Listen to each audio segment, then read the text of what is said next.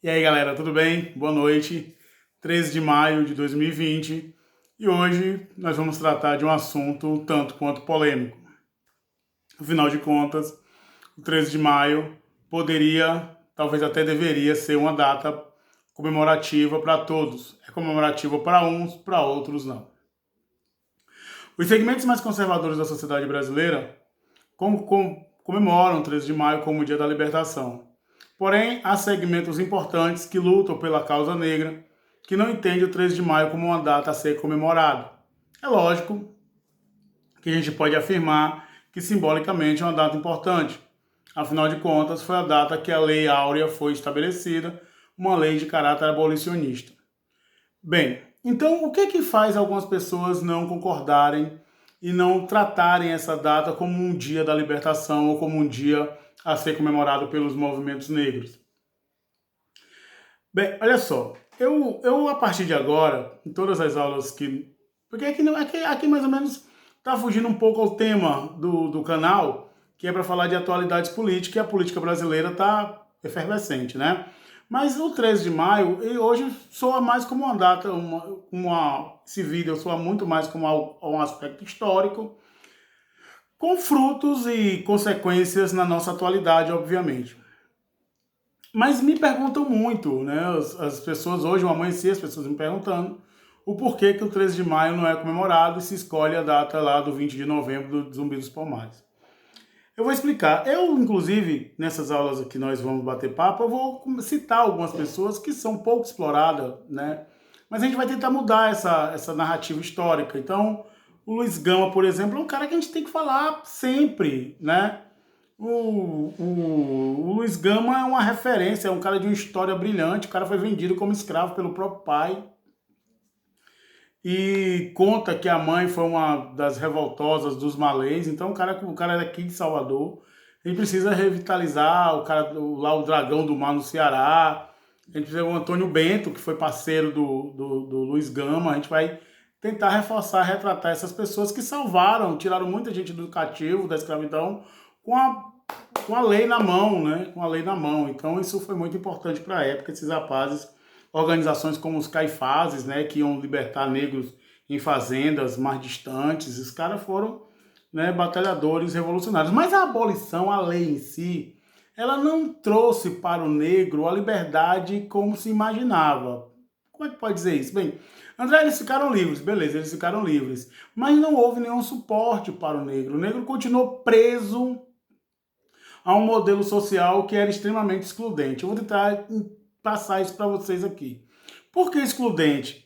A exclusão já começava por ser ex-escravos ou parente de ex-escravos, né? Já havia um estigma muito grande, havia uma preocupação muito grande da população com o modelo do negro viver, né? Os estigmas dos crimes que os negros cometiam, da forma que o negro vivia, né? E como nós estávamos vivenciando um período transitório ali no final do século XIX, as ideias republicanas estavam assolando, né, as ideias vindas com as ideias abolicionistas, vinda com projetos de um Brasil, de um crescimento econômico brasileiro, mas o negro não se encaixava nesse motor social do século XIX. E não se encaixava por quê? Porque o negro representava justamente algo ligado à escravidão, algo que estava vindo a ser superado, né? Os abolicionistas, eles não entendiam só o fim da escravidão como algo humanitário, mas como algo interessante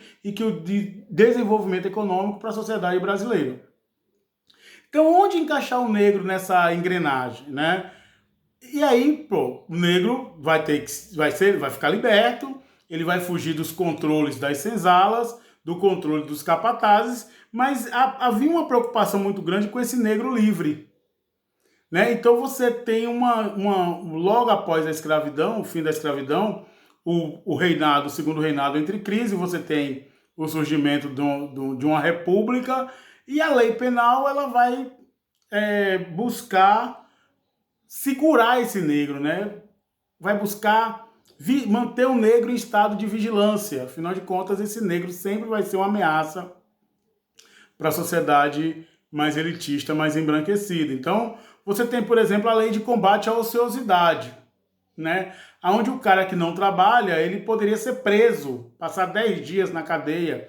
Então as pessoas que não trabalhavam, elas se distanciavam dos centros urbanos, né? E é como se as pessoas não trabalhassem por culpa delas, né? Na verdade, a lei era um instrumento de controle. As leis são instrumentos de controle sociais. Então, as leis não queriam, era uma forma de evitar que o negro ficasse pelo centro, onde havia uma maior fiscalização, né? Então, havia a lei de combate à capoeira.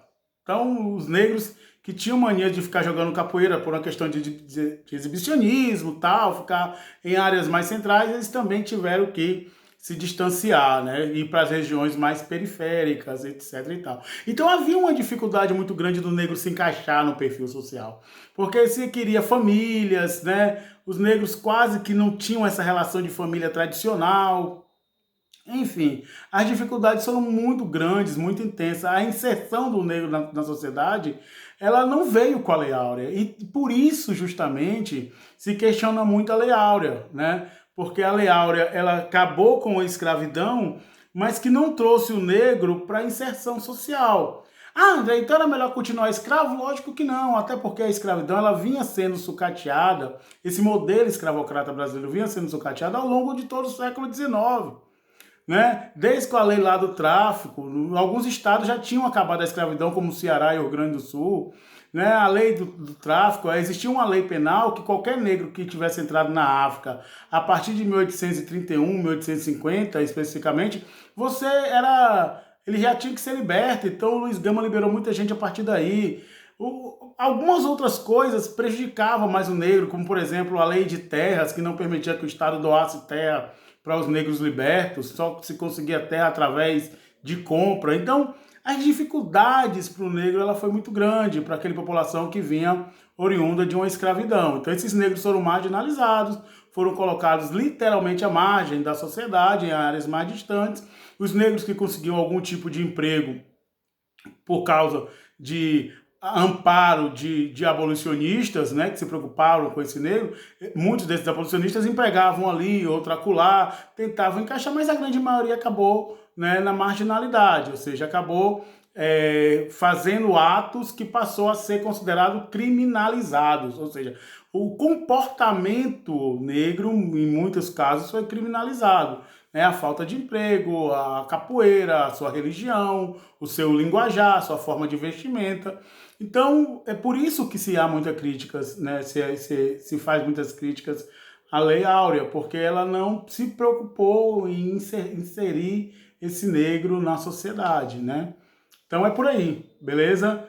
Coisas que nós, infelizmente, vimos até os dias de hoje, ok? A gente vai ficando por aqui. Um abraço a todos. Boa noite para vocês. Assista o canal, curta, se inscrevam, dê essa força.